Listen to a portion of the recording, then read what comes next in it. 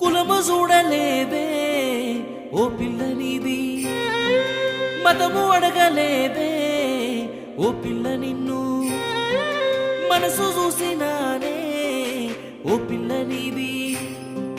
గుణము చూసినానే ఓ పిల్ల